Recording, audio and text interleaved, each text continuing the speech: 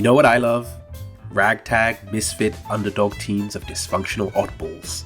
You know the kind. This is a trope that's been around for quite some time, but in recent years we've seen it start to have a bit of a renaissance. From the big screen to the small, from pixels to pages. Like most tropes, ragtag underdog teams of dysfunctional oddballs are not inherently good or bad. It all comes down to one thing: execution. And in the years that have come and gone, we've seen plenty good and plenty bad. But what makes a good ragtag underdog team of dysfunctional oddballs? What qualities are needed to ensure that they come out like this, rather than, say, this? Well, what do you think I'm rambling for? So let's dive in, shall we? First things first, a ragtag underdog team of dysfunctional oddballs needs to be exactly that. Ragtag, as in thrown together haphazardly. Initially, these individuals are not a team of their own free will. There is a dire necessity spurring their decision to work together. A few examples: a group of criminals pulling off a heist scheme or score, like the Guardians of the Galaxy, the Leverage Team, or Lagoon Company. Wake up, sailor! We have a job! Another, and perhaps the most common, is a team of screw-ups and expendables assembled by a government body and forced to do their dirty work in the name of plausible deniability. That's teams like the Dirty Dozen, the Suicide Squad, the Slow Horses, the Boys, and the Thunderbolts, depending on which version we're talking about. And finally, we have the found dysfunctional family. A group of outcasts and rejects that find each other and sort of just hang around because nobody else can put up with their bullshit. So, Doom Patrol, Team Venture, the Legends of Tomorrow, and the crew of the Red Dwarf. Now that we've defined ragtag, let's move on to underdog. Now, the best examples of ragtag underdog teams of dysfunctional oddballs are ones that are completely and utterly outgunned in the narrative. Whatever threat they're facing, they must be wholly unequipped to deal with it. That's not to say that they're useless. No, these individuals have to be able to put up a fight. They can be strong, they can be cunning, they can be intelligent. In fact, most of the time, these characters have incredible skills and abilities. But there is one thing that they can't be: competent. Or at least, wholly competent. Their skills, powers, abilities have to be specialized, while everything else is neglected. So what, do we all just punch and shoot? For example, Roddy from Slow Horses is a true computer maestro with almost no equal, and he uses those skills to get his team information and out of jams.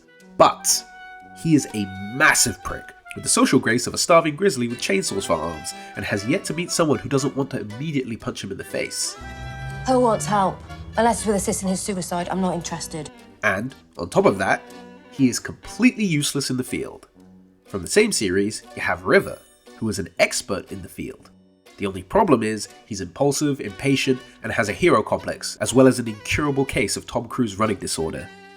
As for abilities, they can't be off the charts with no drawbacks. They have to either be niche, unreliable, or hindered by their user. Like Invisible Boy from Mystery Men, who can only turn invisible when nobody is looking. Or Crazy Jane from Doom Patrol, who has dozens of incredible powers that just so happen to be psychologically paywalled by numerous unstable alternate personalities. Or Polka Dot Man from the Suicide Squad. This is a guy who can atomize people with interdimensional polka dots, but his power is also killing him, and his mental state prevents him from locking in and making any threat trivial. Which brings us to Dysfunctional. These characters are not Captain America, or Superman, or insert paragon of virtue here. In these here parts, extreme personalities reign. Psychopaths and sociopaths. Murderers and masochists. The cuckoo, the crazy, and the truly mad. These are messy, messy people, inside and out. Like trauma burritos. And every challenge that they face is a sloppy eater getting sauce everywhere. When it comes down to it, most ragtag underdog teams of dysfunctional oddballs communicate exclusively via argument. They shout and scream and swear at each other for the majority of their dialogue. Can't have a Batcave without a Batmobile. How are you gonna get a car in there? It's a car, ain't a boat. Just ask him.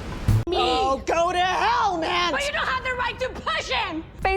Pushed my eye into a funnel and forced me into the bowels of a beraying factory without my consent. And you're on a team with me? Not something I asked for. You're laughing at me for, man. Why the are you in your underwear? There also usually isn't a leader, and if there is, nobody, and I mean nobody, respects them / listens to them. Of course. But amongst all the infighting, very special connections can form. Sometimes it's just between a few of the group. A friendship, a familial bond, a spark of love, and sometimes the entire team comes together to become a family, one that truly cares for each other, even if they shield that caring behind bared teeth and curse words. Now then, last but not least, we have the final component of a Ragtag Underdog team of dysfunctional oddballs, the Oddballs. This one is pretty self-explanatory. Just try and describe one of the members of these teams, and if the thought, "That's so stupid, but I kinda love it," pops into your head, then they have succeeded. And there you go. That is, in my mind, how you create a good variation of a Ragtag Underdog team of dysfunctional oddballs.